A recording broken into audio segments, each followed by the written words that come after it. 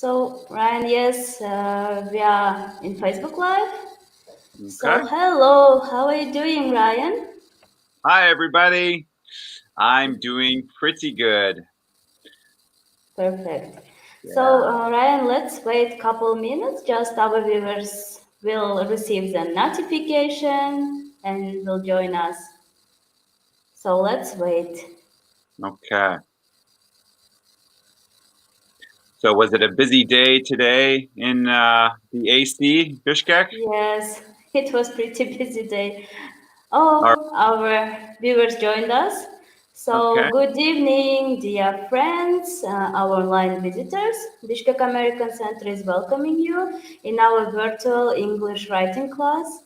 And I'm super excited to introduce our guest speaker today, Ryan Bartlett. So, he is the representative of the US Embassy Bishkek, Kyrgyz Republic. So today he will be talking about how to write professional emails and letters in general, like leading professional correspondence. Thank you very much, Ryan, for your time and accepting the invitation. So, dear friends, please write your questions, leave your comments during the virtual presentation, and Ryan will answer them after that. So, thank you everyone for joining us today, for being with us. I think we can start, Ryan. The floor is yours. Thank you so much, Aida. You're an amazing moderator. We're very lucky to have you on the team. So, yeah, thank you again Thank you for very much. setting this up. Again, yes, my name is Ryan Bartlett. I work at the U.S. Embassy in the Public Affairs section. I am in charge of the outreach programming that we do, which is pretty much all virtual outreach programming currently, which keeps us quite busy. But I am calling and talking to you right now from the US. I am in the state of Oregon, which is 13 hours behind Bishkek time. Wow. So for me, it is Thursday morning at 8 a.m. And so It's totally different time zone, but we can still connect. So that's great. My background is in, I do have a teaching English background as a foreign language. I taught in Guatemala when I was there as a Peace Corps volunteer. And then I also taught in Chile for a year. And then I taught in Mexico for 3 years. So yeah, I do have some English teaching background, which is why I was asked to give this presentation. Which this might actually be a series of presentations. We might be, I might be doing another virtual writing class for you in the future if you like this one, and if you maybe give me some suggestions of specific topics that we can cover that would be helpful about writing. So you can ask questions at any point. As Aida mentioned, you can just write in your questions, and then we can take those at the end. And I'm happy to answer any questions that you have. I was preparing this speech for you, this talk, which is definitely not like giving a normal class, because normally I would be asking questions in the middle of the class and getting answers and making it more interactive. So it's a little bit different for me. So have patience. But the material that I prepared for you is intended for an intermediate to advanced English level audience, and probably young adult to adult. So because we're talking about professional writing, usually children and kids don't do a lot of professional writing. It's possible. It's still a good thing to learn, but I think it's probably more useful for an adult audience. But if anybody is watching that is not an adult, don't worry. You could pay attention and still learn some things. So The topic, yeah, as Ida mentioned, is professional writing. Originally, it was going to be official writing, but that sounds like it's more from a government in English. So we don't say official. So professional, or we can also say formal writing as opposed to informal writing. And typically, how we do that is either in letters, like traditionally, before we had email, all of our professional writing was done on paper in a very specific letter format. But since the age of technology and computers, much of our writing now is actually on email. And that is a perfectly acceptable alternative to paper letters. And of course, the in between email and letter is to do an electronic letter. So you're using the original format of a letter, but you are sending the letter as an attachment in an email. So you kind of have three different options, and it really depends on the purpose of your letter. It depends on the audience, either the organization, the business that you're sending it to, the person, kind of what the expectation is. In order to know what the appropriate format is, you probably would want to look at examples on the internet and check to see what would be the most appropriate way to write whatever you're looking at. So I have a PowerPoint presentation with some speaking points that might help you see what I'm talking about. Yeah, so this is the title, Virtual English Writing Class, and that will be the title for the series of classes. And then this specific class, again, is Professional Correspondence. And the word correspondence, that means basically communication. And usually it means written communication. So it's kind of again, that's kind of a formal word, right? There's words that you can use to mean the same thing. There's an informal word or a formal word. The word correspondence is a little bit more of a formal word. Okay, next screen, Ida. So yeah, I talked a little bit about, and here it says official correspondence, but again, this is referring to professional or formal correspondence. We talked a little bit about the differences between letters and email. And when you're writing anything, you need to think about the two main things that you think about before you start writing is who are you writing to, right? Is this a person? Is this an individual? Is this a group? Is this a organization, a government, a business? So it's very important that you understand who you're writing to. And then, of course, the other thing to think about is your reason for writing. What are you doing in the communication?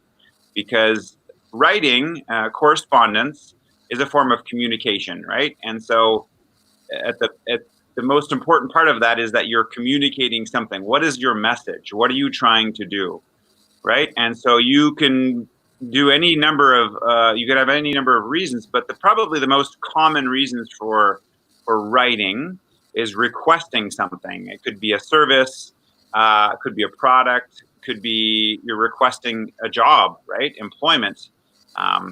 Often when you submit a CV or a resume for a job, you include a cover letter. So a cover letter, again, is an example of formal correspondence or professional correspondence. You could be inquiring, which is basically asking a question or asking for information about anything. Could be, again, a service, product, employment opportunities, or anything like that. You could also be providing feedback, which could be both positive or negative. Often negative would be in the form of a complaint letter. So if you had a really bad service, or if you had a problem with a business or a person, then you would write a complaint letter.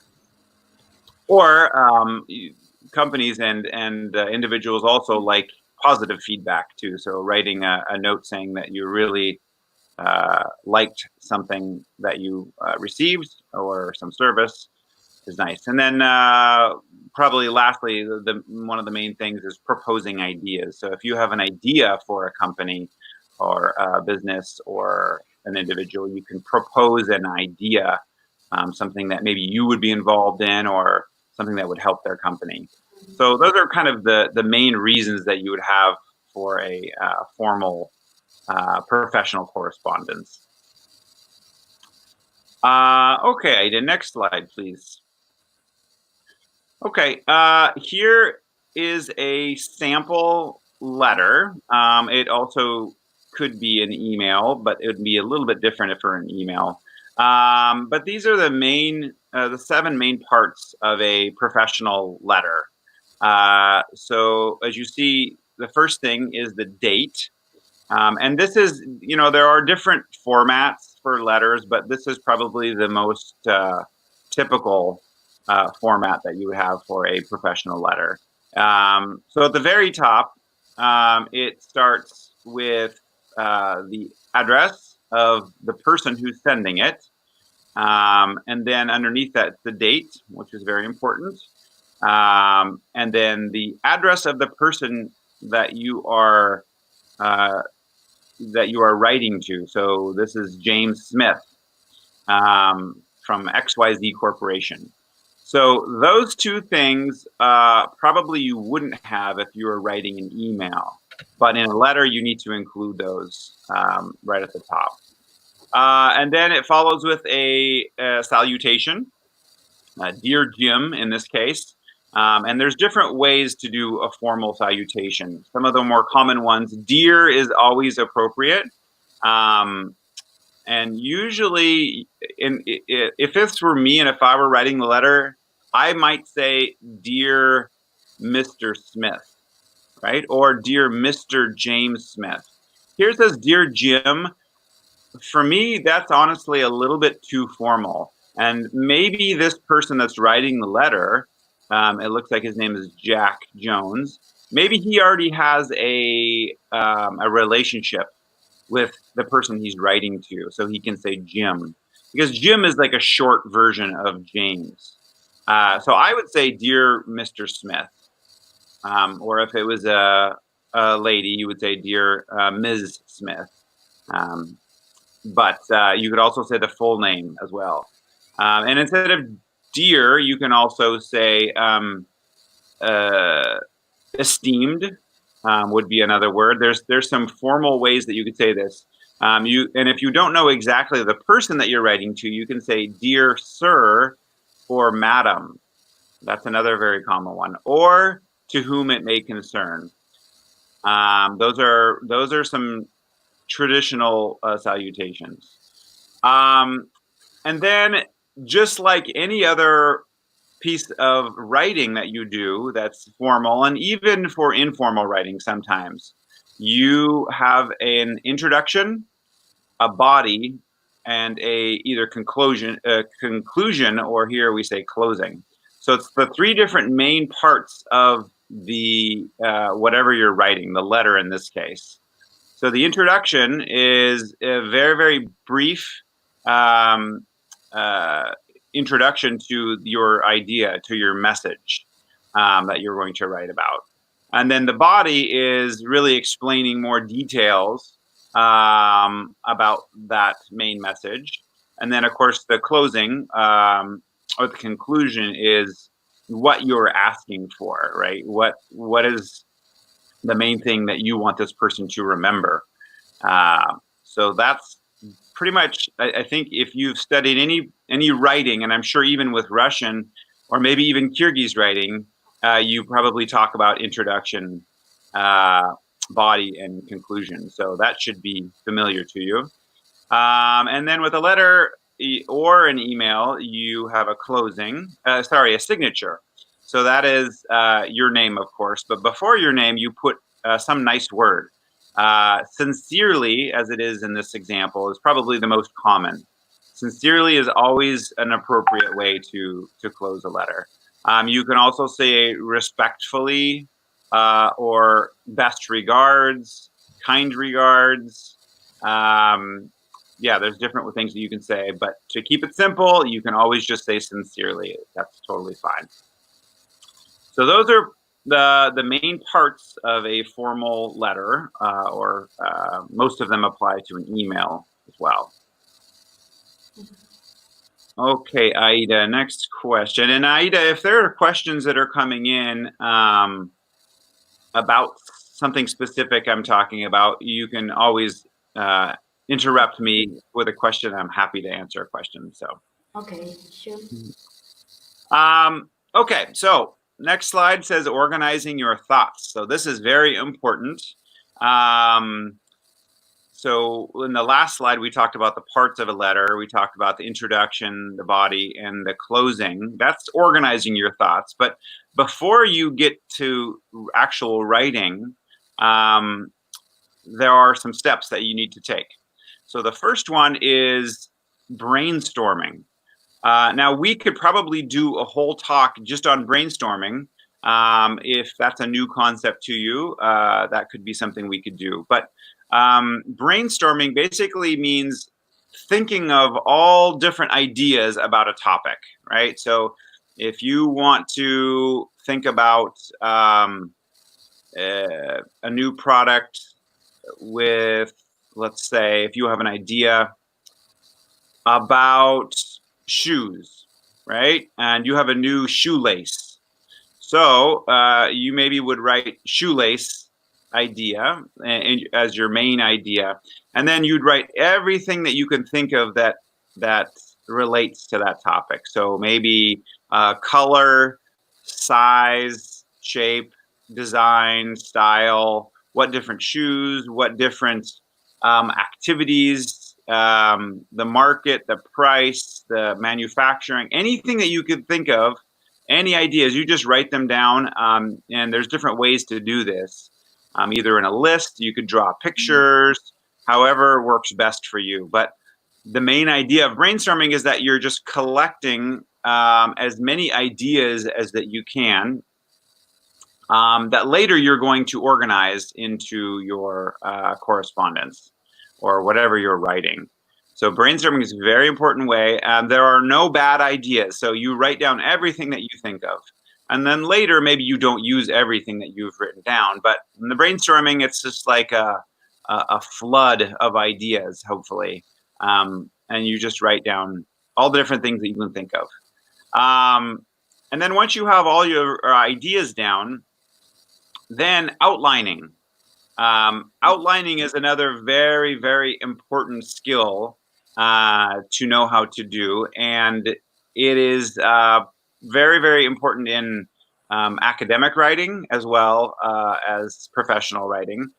And again, this is a topic that I could have a whole separate class on because it's really important. But outlining is basically organizing all of your thoughts that you came up with in your brainstorming into a structure, into the different parts of your letter. So the introduction, usually you divide it into introduction, body, and conclusion. So introduction, and then you write down the thoughts that you have for your introduction, A, B, C, and then the body, then you have your main ideas, and it's kind of like a branching tree. I don't have a visual here for you, but you can Google these things, both the word brainstorming and outlining. And if you Google those, you will see lots of good examples and information on those. But these are kind of the steps. Again, if it's unclear, if you want more information, we can provide that. But I think a simple Google search on that topic should give you a pretty good idea of what to do. And then when you have a good outline, you have a good structure of what you want to write about, then you start forming the sentences. You start writing sentences. Again, at this level, you should be intermediate or advanced level English. You know how to form sentences.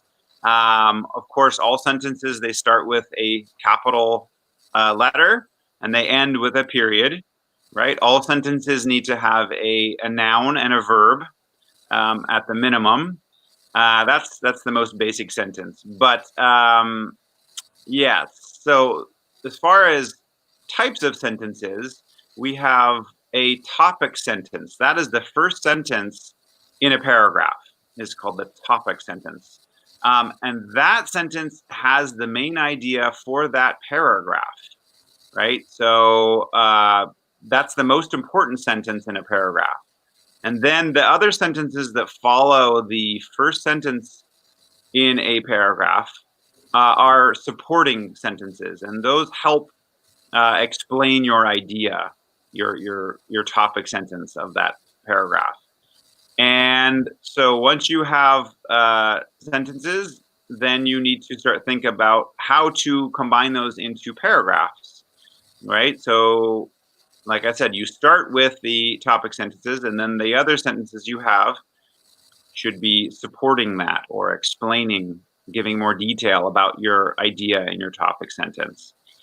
And typically, paragraphs should have at least 3 sentences.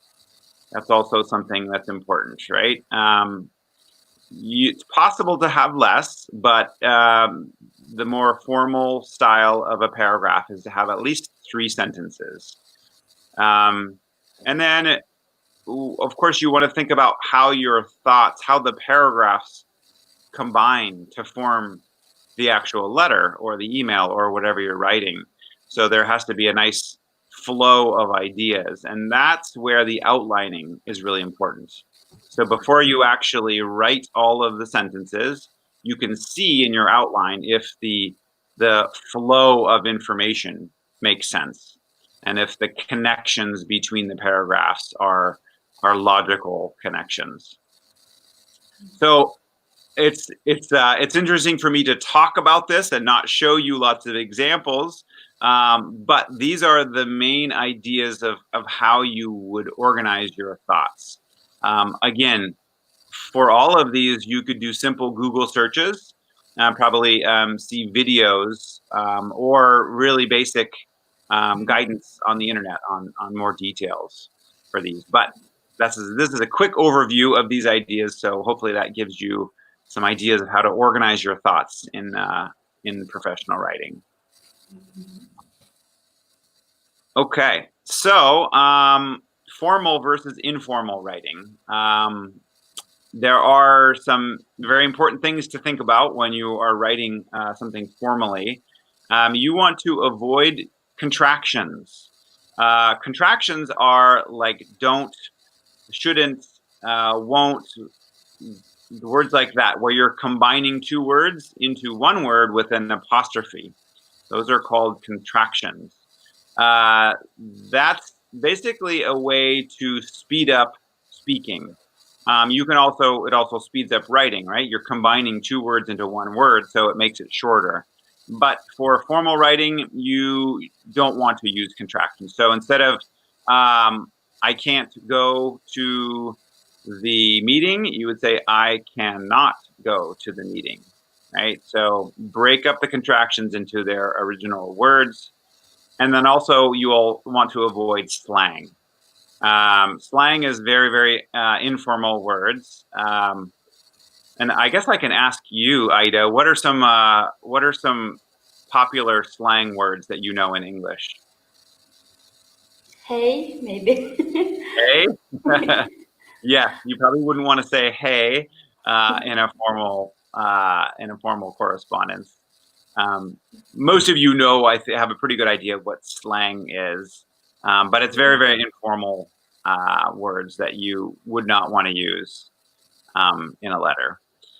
And instead of slang, you want to use formal words or formal phrases, things that maybe you wouldn't normally say when you're talking to somebody, but in a letter, those are important. Some examples are approximately. due to, sufficient, and as I said before, sir or madam. Those types of things are examples of formal phrases. And again, you can look up formal phrases. If you just type Google formal phrases for letters, you'll get a whole list of different formal words that we usually don't use when we're speaking to each other, but we do when we're writing formal letters and correspondences. Next is use the proper sentence and paragraph structure. We talked about how to organize your thoughts and how to structure those sentences. I don't need to go into detail, but the rules and using proper structure is definitely more important in formal writing. In informal writing, people aren't as worried about the structure or the format. They're mainly just looking at your message. But in formal writing, they're looking at the message as well as how you present the message, the content and the format together. So it's important that you have correct structure. Again, that use proper grammar, spelling, punctuation.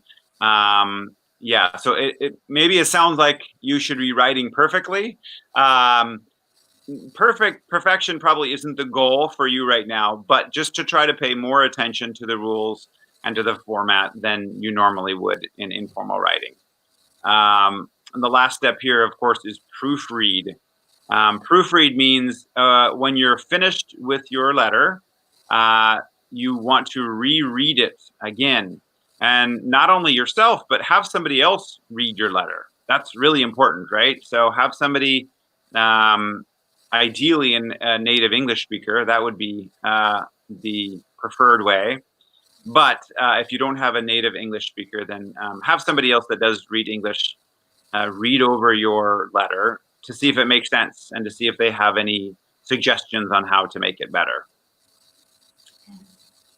So those are the ideas. One thing I do see a lot, common errors, even in people with excellent English level, is the problem with definite and indefinite articles. So if you have an intermediate or advanced level of English, then you know about articles. In English, we have two different types of articles, definite and indefinite. This is just a very, very quick overview. We don't want to get too much in detail here. Again, we could probably do a whole class on just definite and indefinite articles. But real briefly, we'll go over the three main rules. The first one is when a specific identity is not known. So if when you're talking about something and you haven't mentioned it before, you use the word or an with count nouns. So there's two categories if you see on that table, with count nouns and with non-count nouns. I'm guessing you've heard of those before. A count noun is something that you can count. For example, dog, right? You have one dog, two dogs, three dogs. Non-count noun, an example is, for example, sugar. You can't have one sugar, two sugar, three sugars. You can have a lump of sugar, you can have a cube, you can have a cup, but sugar itself is a non-count noun. So when you are talking about something that you haven't mentioned before, with something that you can count, you say or you say an when the next sound of that word is a vowel sound, usually written as a vowel. Then you use an, but usually it's just So in the example below, I have a dog, right? You have one dog. You have not mentioned that thing before, so it's and you're using the letter A. The second rule is when the specific identity is known, right? So if you've already mentioned this thing in your writing or in speaking, then you use the. And it doesn't matter if it's a count noun or a non-count noun, it's still the. So that's when you've already referenced this thing. You've already mentioned it. We know the identity. So The example here is that the dog is very friendly. And it's the dog that I've already mentioned, right? So it's the dog that we have talked about. And then the final rule is all things or just things in general. And you don't need an article, either with count nouns or with non-count nouns.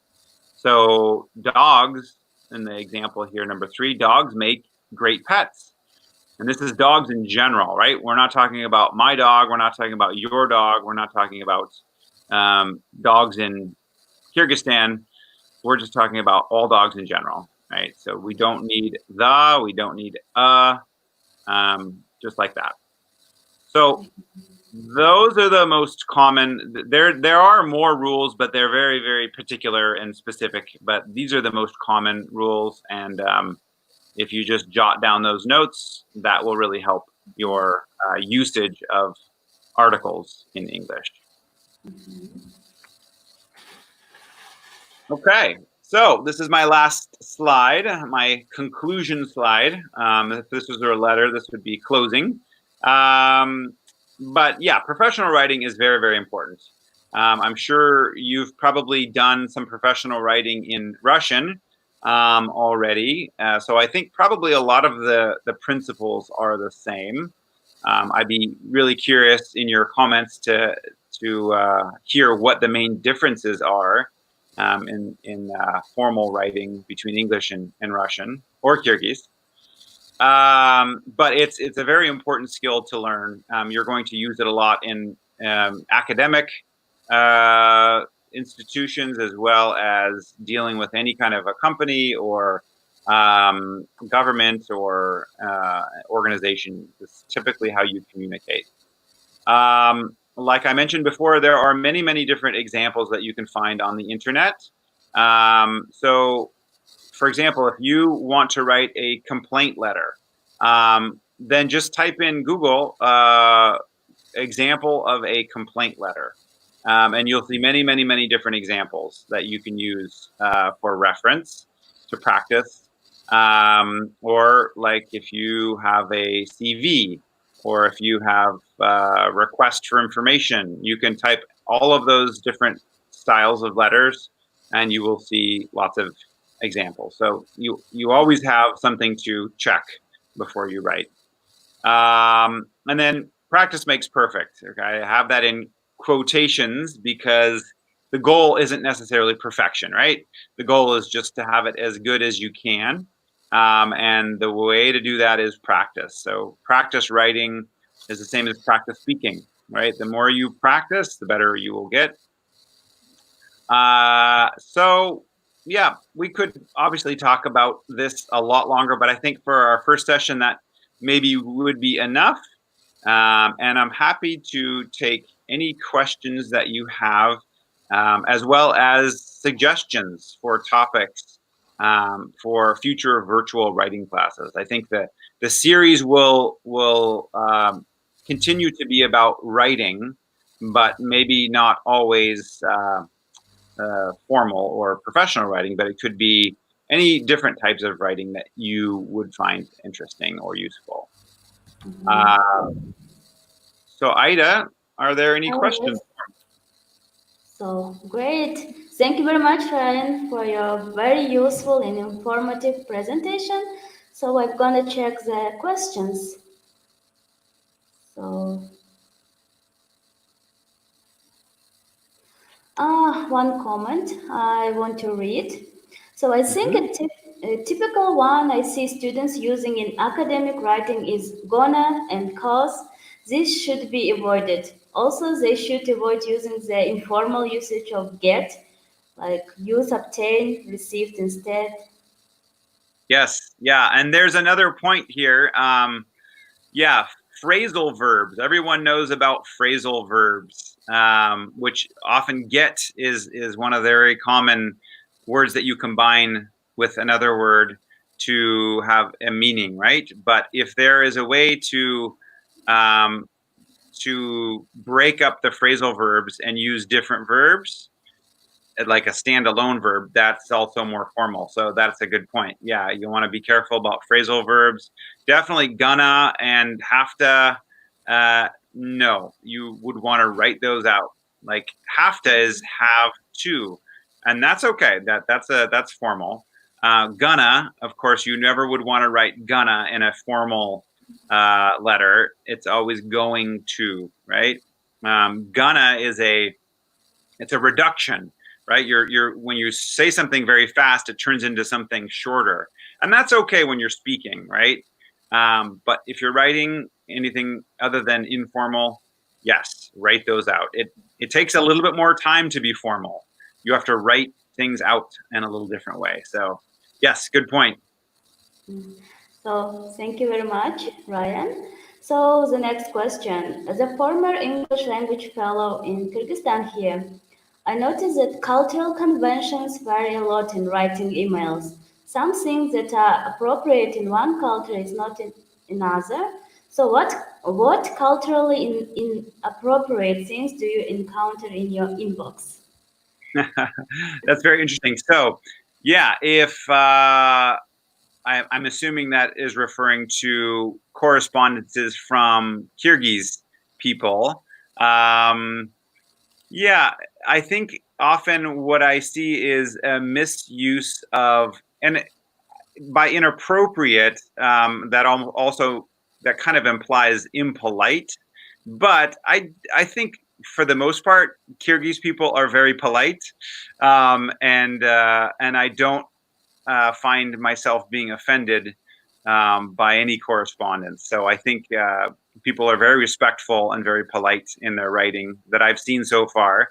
I think what I see is the misuse of the word dear.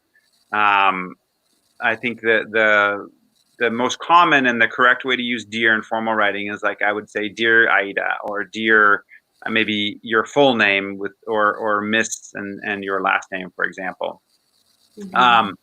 But you can use dear in an inappropriate way, like dearest.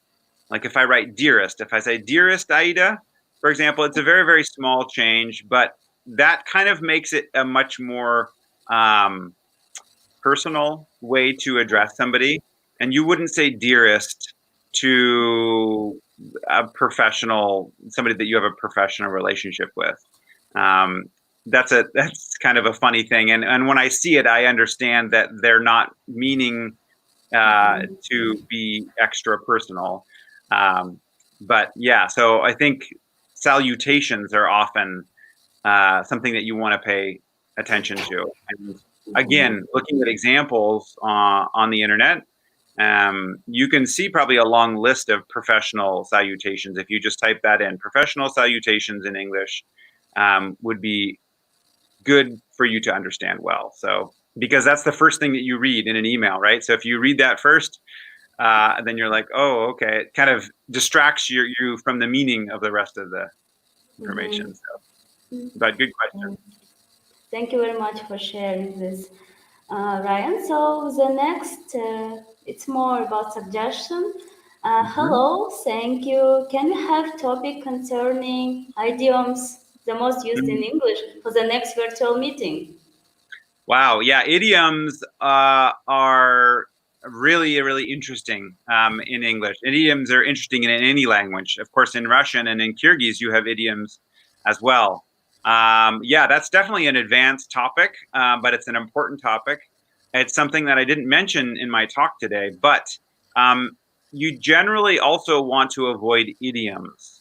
That was something that I saw when I was preparing this, but I didn't mention it because I didn't want to have to explain idioms because that's a whole separate talk. But because you brought it up, that's something that, yeah, usually you want to avoid in informal or professional writing. But thank you for the suggestion. I will note that. And there are appropriate uses, of course, of idioms, maybe not in formal writing, but in other styles of writing. Idioms are really interesting use of English language. So thank you for that comment. Yes. Thank you very much, Ryan. So the next question for you. Can you recommend any textbooks or website on the topic? Wow. So when I used to be a teacher, one of the main resources I used was it's called Dave's, like the name Dave, but Mhm. apostrophe S, Dave's ESL Cafe. That's one that I can recommend off the top of my head. But if you Google anything specific, you will have a long list of options for researching what you're looking for. Another one that I used is Fluent U. Mhm. It's like the word fluent, FLUENTU.com. That's another one that you can use. But there are really almost an unlimited amount of resources on the internet. But you can start with those two and see what you find. Mhm. Great. Thank you very much, Ryan. So the next question. Are there any introductory words before you start the paragraph? Introductory words before you start the paragraph. I'm not exactly sure what they mean with this question, but there could be like titles Mhm. um, before a paragraph, right? But typically, all of your writing should be contained in the paragraph itself. So, of course, you have the salutation, dear Aida, for example, and then you start with your writing.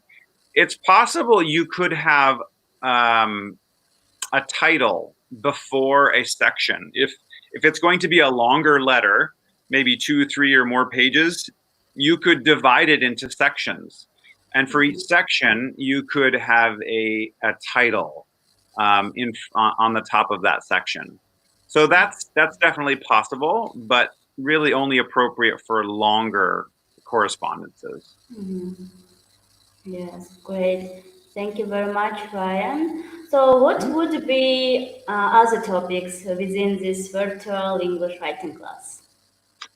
I think probably different styles of writing, right? So we could do CVs. It's another important thing, how to write your curriculum vitae or resume, which is a document that you use when you are applying for a job, sometimes even applying for universities. We could do one on writing a complaint letter, any of the examples that I gave before. There's a long list of different types of writing styles. A short list here, I can tell you, is letters, essays. So essay is a very more of an academic style of Mhm. writing. So if most of the audience are in school and would like to have some tips on writing essays, that's great. Research papers, we could talk about that. Reports, things like that. We could talk about writing stories, like creative writing. We could talk about writing poetry. We could talk about writing reviews, like if you have a review of a certain movie, a book, a product, there's a certain style for a review. Um, Emails specifically, we can talk about different styles of emails. So it really just depends on what you're most interested in, what you would like to learn. But there's really no limit to the different things that you write in English. Yes, so many interesting topics you mentioned. I'm really look forward to participate in each of them. So, Ryan, thank you very much. So, the next question, English spelling is more complicated than Russian or Kyrgyz. So, what would you recommend in order to improve or learn spelling in English? Yeah, well, it depends on how much time and energy you want to devote, right? I think the easiest way to learn spelling in English probably is reading. So whatever type of words that you're finding challenging to spell, find texts. It could be articles, they could be letters, they could be websites that use those kind of words and read them. right? So when you see the word written, of course, then you see how to spell it. That's the obvious way to learn. But if you want to really study more, if you're very interested in language, you can study more like phonetics or linguistics, right? And then you can learn more about how the sounds are made. I think phonetics are really, really interesting, and there's different ways that you can make certain sounds with different letters, and it depends on the combination of those letters and the order. Um, but phonetics really talks about the sounds of language. So if you know how to pronounce a word, but you don't know how to spell a word, if you really have a good understanding of phonetics, of the way the word sounds, then you will be able to spell it easier. And there's some basic phonetic rules that will help you. And you don't have to learn, you don't have to be an expert on phonetics, but just studying a little bit of phonetics, I think, would really, really help your spelling. And again, that's something that you could probably easily Google and find some really basic guidance. If you said phonetic spelling rules in English, something that simple would probably give you a good start on understanding phonetics. Yes, thank you very much for your recommendations, Ryan. So the next question for you, you talk about topic sentence and supporting sentences. Should we always use them in writing, or does it depend on what kind of essay you are writing? On topic sentences, yes. Generally, that is not specific to professional or formal writing. Topic sentences you can use that in any kind of a writing. Basically, in any paragraph that you write, it should start typically with a topic sentence.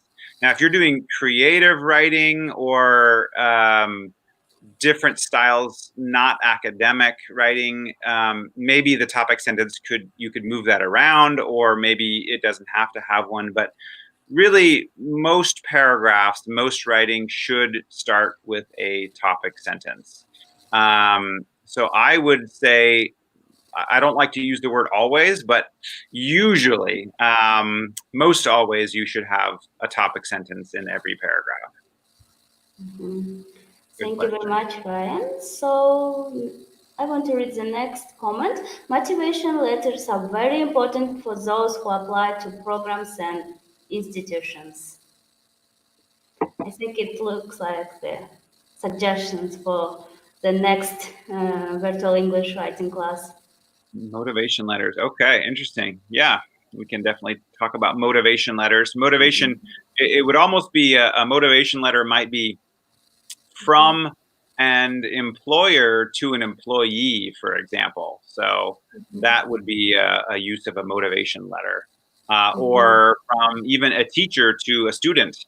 They could write a motivation letter.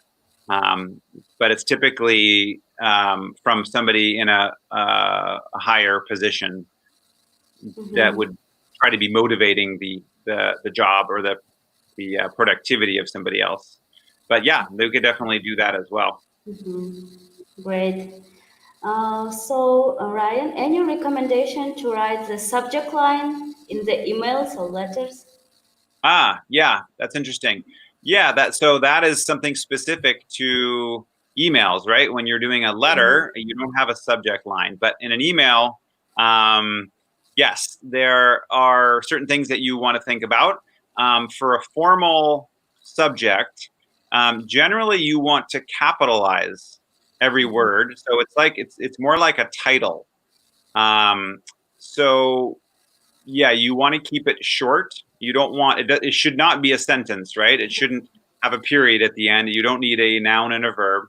It just should be basically considered like the title of whatever you are writing. So if you are sending, like if it's a complaint letter, then you would say complaint letter, and then maybe regarding whatever you're complaining about. So you want to keep it very brief, right? The grammar is not important, right? It's not like a sentence, but you think of it like a title. And generally, for a formal subject, you should capitalize. all the words in the subject line.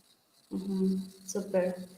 Yeah, Thank you very much, Ryan. It was the last question. Oh, so I meant motivational letters for why you are applying to a program. Is this a question or comment?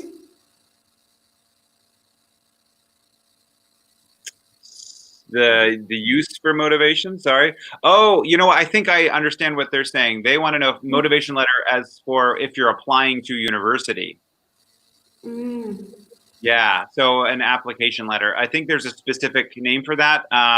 We have an academic advisor. That person would probably be the best resource, and they work there at the AC, I believe.